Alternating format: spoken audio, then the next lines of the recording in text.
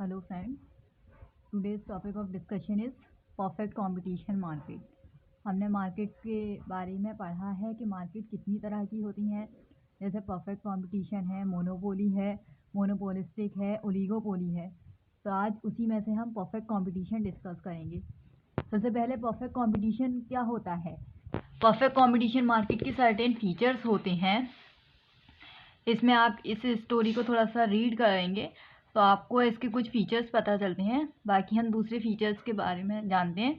जैसे कि देखिए, first point is there are large number of buyers and sellers who compete among themselves. तो हमें पहला फीचर इससे पता चलता है कि परफेक्ट कंपटीशन मार्केट में लार्ज नंबर ऑफ बायर्स और सेलर्स होते हैं जिसमें कि कंपटीशन होता है। ठीक है। सेकंड पॉइंट हमें बताता है the product supplied by all firms are identical or are homogeneous. जो फर्म्स प्रोडक्ट्स बनाती हैं वो आइडेंटिकल होते हैं, एक जैसे होते हैं। जैसे कि एक फर्म अगर टूथपेस्ट बना रही है तो दूसरी फर्म भी उसी को ही बनाएगी। ऐसा नहीं कि कोई कुछ और चीज़ बना ले। जैसे कपड़ों की हम एग्जाम्पल ले सकते हैं, हम किसी भी चीज़ के एग्जाम्पल ले सकते हैं परफेक्ट कॉम्पिटिशन में। कहने का मतलब ये है कि जो फर्म्स हम ले रहे हैं वो सिमिलर आउटपुट हो उनका। ठीक है। नेक्स्ट देखते हैं, नेक्स्ट फीचर हमारा है every firm is free to enter the market to go out of it. हर फर्म फ्री है, कोई भी जा सकता है और मार्केट में अपना सामान बेच सकता है। कोई लीगलिटी इसमें आपको लीगली आप रोक नहीं सकते, कोई रोक नहीं सकता आपको। आप अपना प्रोडक्ट तैयार करिए और उसी मार्केट की कंडीशंस के अकॉर्डिंग अपना प्रोडक्ट को सेल करिए। ठीक है, एक ये फीचर होता है इसका। और फोर्थ फीचर है there is a perfect knowledge of the market condition on the part of buyers and sellers. Buyers और सेलर्स को परफेक्ट नॉलेज होनी चाहिए मार्केट कंडीशंस की, क्योंकि प्राइस सेम रहता है। हर इंसान जो भी सेलर्स होते हैं परफेक्ट कंपटीशन मार्केट में, वो सिमिलर प्राइस पर अपना प्रोडक्ट बेचते हैं। ऐसा नहीं है कि एक सेलर अलग प्राइस बेच रहा है और दूसरा सेलर अलग। नेक्स्ट इसका पॉइंट है फीचर का, perfectly competitive markets have very low transaction cost. Buyers and sellers do not have to spend much time and money finding each other and entering into transactions. कहने का मतलब है कि transaction cost बहुत कम होती है। बायर्स और सेलर्स को अपना ज़्यादा टाइम या पैसा खर्च करने की ज़रूरत नहीं है। ईजिली आपको प्रोडक्ट अवेलेबल हो जाता है अगर कोई बायर है तो। ठीक है। और सेलर को भी ज़्यादा पैसा खर्च करने की ज़रूरत नहीं होती ट्रांजेक्शन पर अपने। नेक्स्ट फीचर है under perfect competition all firms individually are price takers. ये एक इम्पॉर्टेंट फीचर है कि सारी फर्म प्राइस टेकर्स होती हैं। इसमें कोई अपनी तरफ से प्राइस नहीं बना सकती, क्योंकि ऐसा होता है ना कि एक प्रोडक्ट सिमिलर प्रोडक्ट दूसरी फर्म भी बना रही है और हम भी बना रहे हैं। तो अगर हम अपने प्रोडक्ट के प्राइस को बढ़ा लेंगे तो कस्टमर दूसरे फर्म के पास चला जाएगा ना, क्योंकि सिमिलर प्रोडक्ट है और उसे कम प्राइस पर मिल रहा है। तो जाहिर सी बात है कंज्यूमर उस प्रोडक्ट को परचेज करना ज़्यादा बेटर समझेगा। तो इसलिए हम कोई प्राइस नहीं बनाते, जो प्राइस इंडस्ट्री ने सेट कर दिया है उस प्रोडक्ट का उसी को हम ले लेते हैं। तो हम प्राइस टेकर होते हैं परफेक्ट कंपटीशन मार्केट में। ठीक है। अब इसके बाद इसके देखते हैं price determination under perfect competition, equilibriums of the industry. Firstly, an industry in economic terminology consists of a large number of independent firms। इस पॉइंट ऑफ व्यू से इंडस्ट्री की क्या डेफिनेशन होगी, जिसमें large number of independent firms होती हैं उसे हम इसमें इंडस्ट्री कहेंगे। Each such unit in the industry processes a homogeneous product so that there is a competition among goods produced by different units। जैसे मैंने अभी आपको बताया है कि homogeneous product रखते हैं सारे। When the total output of the industry is equal to the total demand, we say that the industry is in equilibrium। जब total output is equal to the total demand, जितना हमने output बनाया उतनी की ही demand हो गई, तो हमारे लिए अच्छी बात है, सेटिस्फाइंग थिंग है ना। तो इसे हम इक्विलिब्रियम कहेंगे। बेसिकली इक्विलिब्रियम की डेफिनेशन क्या होती थी जो हमने पढ़ी है, इक्विलिब्रियम एक है ही सेटिस्फाइंग के लिए यूज़ करने वाला वर्ड। जो वर्ड है इक्विलिब्रियम, इसका एक्चुअल मीनिंग सेटिस्फाइंग है कि जहाँ सेटिस्फाइंग हो जाए हम। तो यहाँ पर हमने जितना इंडस्ट्री में आउटपुट बनाया है उतना हमारी डिमांड हो गई, यानी कि हम सेटिस्फाई हो गए, तो इक्विलिब्रियम हो गया। ठीक है। इंडस्ट्री का इक्विलिब्रियम क्या होगा, when total output of the industry is equal to the total demand. ठीक है, ये लाइन हमें दिख रही है ना, when the total output of the industry is equal to the total demand, we say that the industry is in equilibrium. Then the price then prevailing is equilibrium price. A firm is said to be in equilibrium when it is maximizing its profit and has no incentive to expand or contract production. इस बात को समझ में आई हमारी कि equilibrium क्या होता है? जब हमारे जो हमने आउटपुट प्रोड्यूस करे हैं अपने फर्म के, वो हमारे डिमांड हो गए, तो ये इक्विलिब्रियम हो गया। ठीक है, देखिए इसका ये ग्राफ है, equilibrium of a competitive industry. ये हमारी ये प्राइस आ गया इस side output, Q is the output and P is the price. ये हमारा यहाँ पर डिमांड जा रही है, ये डिमांड है, और ये सप्लाई का ग्राफ है। जहाँ डिमांड और सप्लाई इंटरसेक्ट करेंगे वो हमारा इक्विलिब्रियम पॉइंट होगा, यानी कि जितना हमारी डिमांड थी उतनी ही सप्लाई हो गई हमारे प्रोडक्ट की। इंडस्ट्री पॉइंट ऑफ व्यू से जितनी डिमांड आई उतनी हमने सप्लाई कर दी, तो जहाँ ये इंटरसेक्ट करेगा इसे हम इक्विलिब्रियम पॉइंट कहते हैं। ठीक है, ये चीज़ समझ में आई? इसे हम इक्विलिब्रियम पॉइंट क्यों कहेंगे? जहाँ डिमांड और सप्लाई इंटरसेक्ट करेगा वो इक्विलिब्रियम पॉइंट होगा। ये नीचे इसकी एक्सप्लेनेशन है, ये पढ़ लीजिएगा। इसके बाद आते हैं हम इक्विलिब्रियम ऑफ द फर्म। वो हमारा इंडस्ट्री का था, अभी आएगा ये हमारा आएगा फर्म पर। The firm is said to be in equilibrium when it maximizes its profits. अब फर्म के लिए इक्विलिब्रियम कब होगा, कब सेटिस्फाई होती है इक्विलिब्रियम फर्म? जब हमारे प्रॉफिट ज़्यादा अर्न करेगी फर्म, क्योंकि जाहिर सी बात है हर बिजनेसमैन चाहता है कि ज़्यादा से ज़्यादा प्रॉफिट हो, जब भी वो सेटिस्फाई होता है। तो फर्म में भी यही है कि जितना ज़्यादा प्रॉफिट होगा जब भी वो इक्विलिब्रियम मानती है अपने आप को कि हाँ the firm is said to be in equilibrium when it maximizes its profit. जब प्रॉफिट ज़्यादा होगा तो इक्विलिब्रियम होगा। The output which gives maximum profit to the firm is called equilibrium output. और वो आउटपुट जिससे कि मैक्सिमम प्रॉफिट हो उसे हम इक्विलिब्रियम आउटपुट कहेंगे। In the equilibrium state the firm has no incentive either to increase or decrease its output. ठीक है, firms in a competitive market are price taker. अभी हमने बताया था कि ये प्राइस टेकर होती हैं फर्म्स। परफेक्ट कॉम्पिटिशन में फर्म्स प्राइस टेकर होती हैं। This is because there are a larger number of firms in the market who are producing identical और होमोजीनियस प्रोडक्ट। आइडेंटिकल और होमोजीनियस प्रोडक्ट होते हैं। As such these firms can not influence the price in their individual capacities. They have to accept the price determined through an interaction of total demand and total supply of the commodity with they produce. अब हम इसका firm का भी देख लेते हैं, equilibrium का graph. Market का तो ये होता है जैसा अभी मैंने आपको बताया था इंडस्ट्री में, वही है ये डिमांड है, ये सप्लाई है। जहाँ कट करा वो हमारा इक्विलिब्रियम पॉइंट है। अब फर्म में देखिए यहाँ क्या होता है, इंडिविजुअल सेलर में ये हमारा प्राइस है, ये क्वांटिटी है। यहाँ ये हमारी डिमांड जा रही है, ये हमारी डिमांड है। तो जो डिमांड है वही एवरेज है हम उसे। देखिए ये ग्राफ समझ में आ गया ना आप लोगों की? ये प्राइस, ये क्वांटिटी, यानी कि सेम प्राइस पर अगर हमने अपनी क्वांटिटी को बढ़ाई तो हमारा डिमांड भी सेम यही रहेगा। डिमांड जो है AR और MR के बराबर रहता है परफेक्ट कंपटीशन मार्केट में।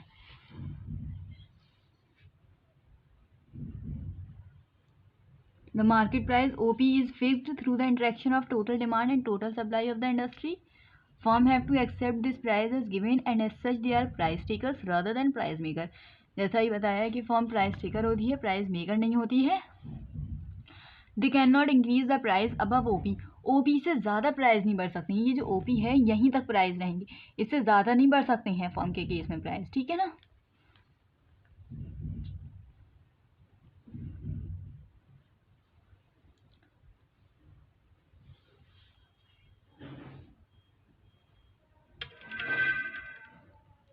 ये देखिए कंडीशंस कुछ यहाँ पर हैं हमारी।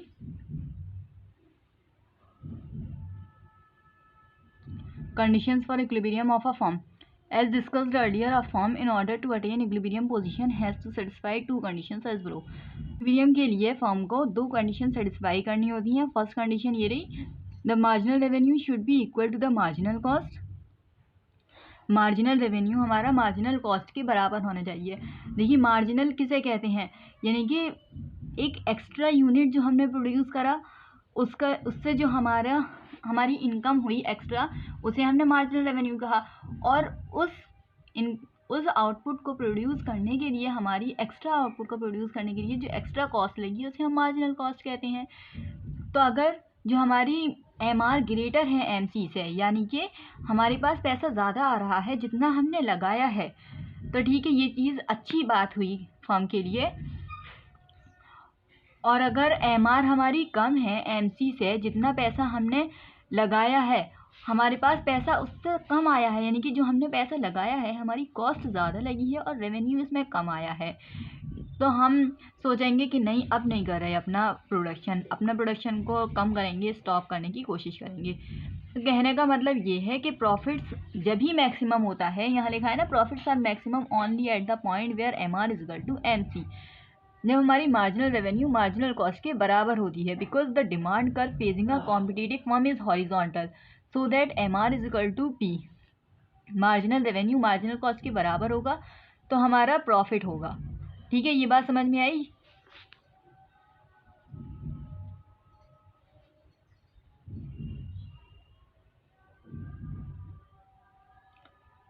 देन सेकंड पॉइंट है the M C curve should cut M R curve from below, in other words M C should have a positive slope.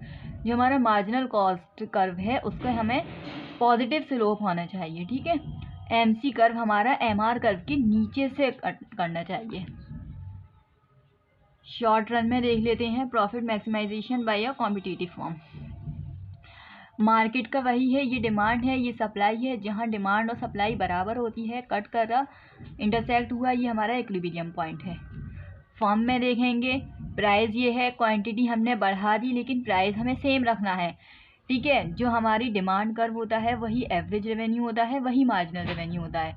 और ये हमारा मार्जिनल कॉस्ट कर्व है, ये इसने मार्जिनल कॉस्ट ने एमसी ने यहाँ कर्व करा, इस कर्व को कट करा है। ठीक है,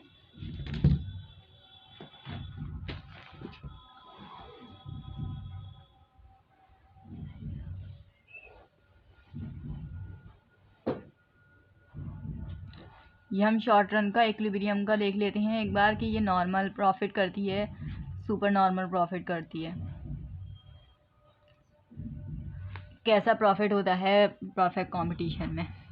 in the short run a firm will attain equilibrium position and at the same time it में अर्न सुपर नॉर्मल प्रॉफिट।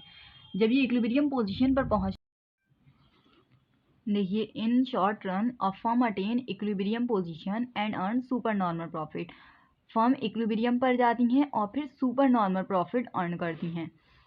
कब होता है सुपर नॉर्मल प्रॉफिट? देखिए, when the average revenue of a firm is just equal to its average total cost, a firm earns normal profit और zero economic profit.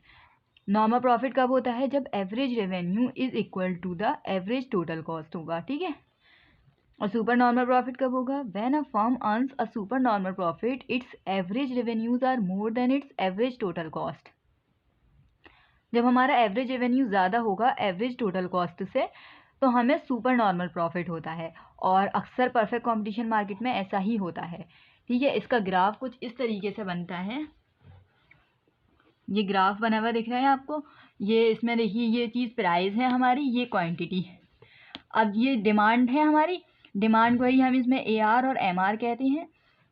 अब इसमें से हमारा पहले मार्जिनल कॉस्ट का कर्व बनाते हैं हम इस तरीके से, और फिर मार्जिनल कॉस्ट का कर्व से ऊपर हमारा एवरेज टोटल कॉस्ट का कर्व बना, जहाँ पर एवरेज टोटल कॉस्ट का कट, जहाँ मार्जिनल कॉस्ट का कर्व कट करा एवरेज रेवेन्यू के कर्व को, तो ये हमारा इक्विलिब्रियम पॉइंट होता है।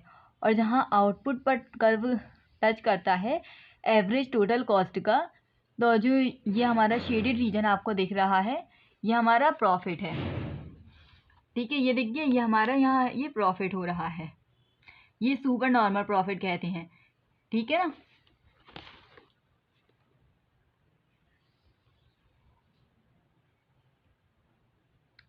और ये नॉर्मल प्रॉफिट का कर्व है, ये हमारा एवरेज रेवेन्यू है और ये मार्जिनल कॉस्ट। नॉर्मल प्रॉफिट में एवरेज टोटल कॉस्ट ऊपर से जाता है, क्योंकि हमसे इक्वल कहा था ना कि इक्वल होता है एवरेज कॉस्ट। देखिए, यहाँ एवरेज कॉस्ट इक्वल है तो ये इक्विलिब्रियम पॉइंट भी है, और यहाँ हमारा ये नॉर्मल प्रॉफिट भी हो रहा है। ठीक है, ये प्रॉफिट पॉइंट भी है हमारा।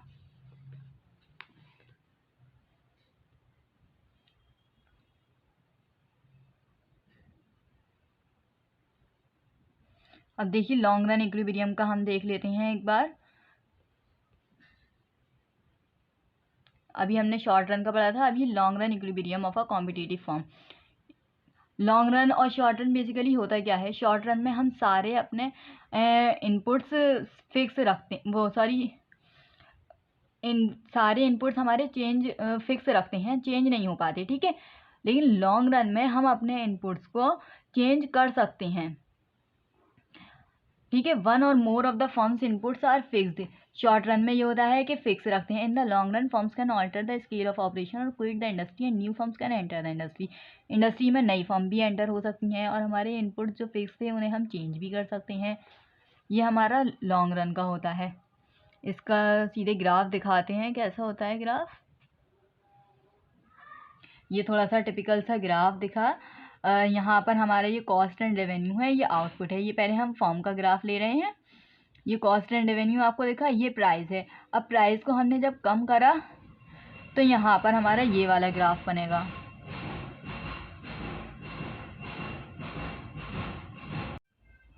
देखिए मैं आपको बनाकर दिखा देती हूँ लॉन्ग रन में किस तरह से परफेक्ट कंपटीशन में ये बनता है।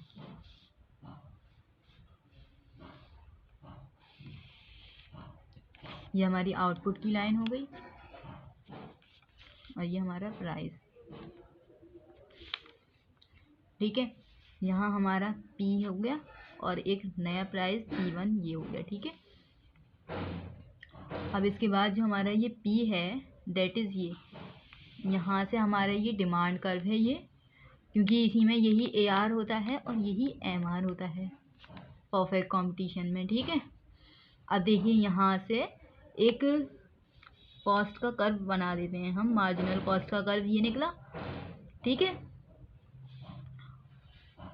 और शॉर्ट रन एवरेज कॉस्ट का कर्व भी ये निकल जाएगा यहाँ से।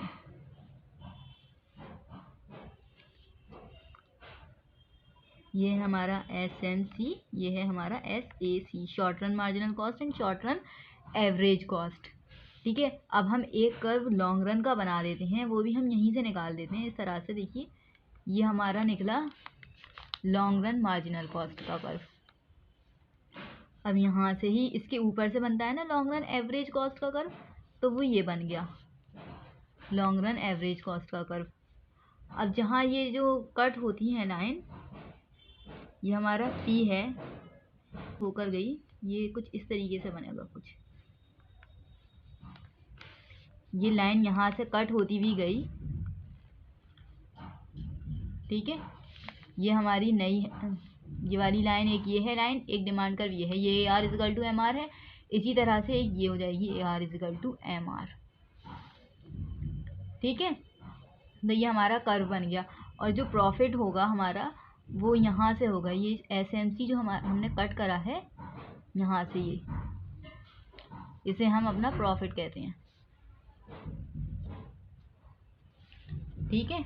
आई होप आप लोग को समझ में आया। ये एक रफली ग्राफ मैंने यहाँ बनाया है और इसी तरह एक आप ऐसे इंडस्ट्री का भी बना सकते हैं। ये तो हमारा फर्म का था, फर्म का थोड़ा कॉम्प्लिकेटेड होता है, ठीक है। इंडस्ट्री का तो वही सिंपल सा होता है। ये हमारा प्राइस है, ये Q क्वांटिटी है, ठीक है।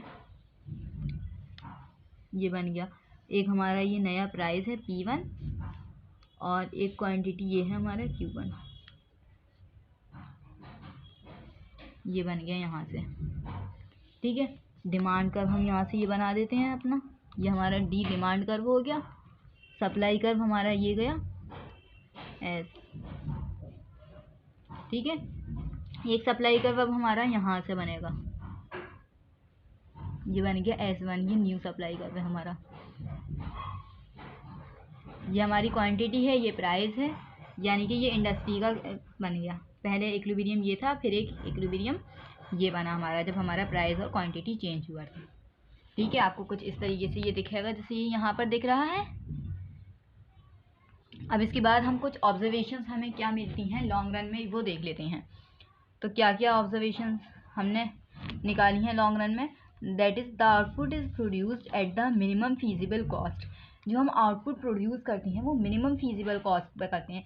जाहिर सी बात है हम चाहते हैं कि हमारी कॉस्ट कम से कम रहे ताकि हमें प्रॉफिट ज़्यादा हो, ठीक है। सेकंड पॉइंट इज़ कंज्यूमर्स पे the minimum possible price which just covers the marginal cost. Consumer, जाहिर सी बात है कि कंज्यूमर कम से कम पैसा खर्च करना चाहता है चीज़ को ख़रीदने के लिए, तो कंज्यूमर बहुत कम प्राइस पे करता है जो कि सिर्फ मार्जिनल कॉस्ट के बराबर होता है। यहाँ हमारा ये आ जाता है marginal cost is equal to AR, जो हमारा एवरेज रेवेन्यू आ रहा है, हमारे पास जो पैसा आ रहा है अपने प्रोडक्ट का, वो हमारा मार्जिनल कॉस्ट के बराबर है। ठीक है, अब P is equal to MC, ये हमारा प्राइस है। ये देखिए अब थर्ड पॉइंट में हमसे क्या कहा है, plants are used to full capacity in the long run so that there is no wastage of resources. मतलब जो हमारे पास जो मशीनरी है उसे हम फुल कैपेसिटी में यूज़ करना है लॉन्ग रन में, तो इससे कोई वेस्टेज नहीं होगा रिसोर्सेज का। That is MC is equal to AC, जो हमारी मार्जिनल कॉस्ट है वो एवरेज कॉस्ट के बराबर हो जाएगी। And fourth point is firms earn only normal profit, that is AC is equal to AR। Short run में सुपर नॉर्मल प्रॉफिट अर्न कर रही थी परफेक्ट कॉम्पिटिशन में, और अब लॉन्ग रन में फर्म्स नॉर्मल प्रॉफिट अर्न कर रही हैं जो कि AC AR के बराबर हो रहा है। हमने देखा है ना, ये वाला कर्व जो आ रहा है हमारे AC, ये AC AR के बराबर हो रहा है। फर्म्स मैक्सिमाइज प्रॉफिट, और फर्म्स प्रॉफिट को ज़्यादा से ज़्यादा करने की कोशिश करेंगे, that is MC is equal to MR। But the level of profits will be just normal, लेकिन प्रॉफिट का लेवल सिर्फ नॉर्मल है। And last point is there is optimum number of firms in the industry. Industry में बहुत सी firms होती हैं। आई होप आपको परफेक्ट कंपटीशन मार्केट समझ में आ गया। Thank you.